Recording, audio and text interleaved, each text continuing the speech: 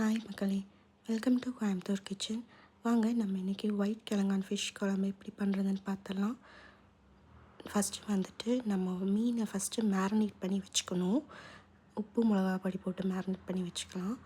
First வந்துட்டு நம்ம செய்கிறதுக்கு ஆயில் ஊற்றிக்கலாம். அப்புறம் வந்துட்டு வெந்தயம் போட்டுக்கலாம்.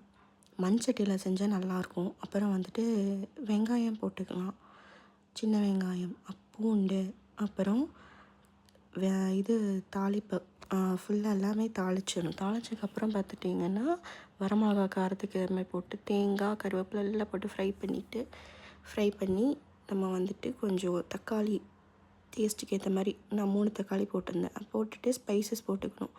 சீரகம், சோம்பு, அப்புறம் பெப்பர் பவுடர் போட்டுக்கலாம். அப்புறம் வந்துட்டு மஞ்சள் தூள், தனியாத்தூள், அப்புறம் மிளகுத்தூள் எல்லாத்தையும் போட்டுட்டு மிக்ஸ் பண்ணி விட்டுக்கணும். இது எல்லாத்தையும் நம்ம அரைச்சி தான் எடுக்க போகிறோம். சைடில் வந்து நம்ம புளியும் நம்ம வந்து ஊற வச்சுருந்தோம். அந்த புளி வந்து கொதிக்கும் போது நம்ம கரைச்சி சேர்த்துடணும்.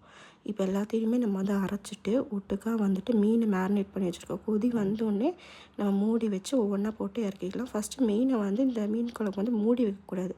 ஃபஸ்ட்டு வந்து மறுபடியும் நம்ம ஆயில் ஊற்றி கருவேப்பிலை வெங்காயம் போட்டு சாட்டே பண்ணி அரைச்சி வச்சுருந்த குழம்பையும் ஊற்றி கொதி வந்த வரைக்கும் மீன் போட்டு இறக்குனா முடிஞ்சுச்சு.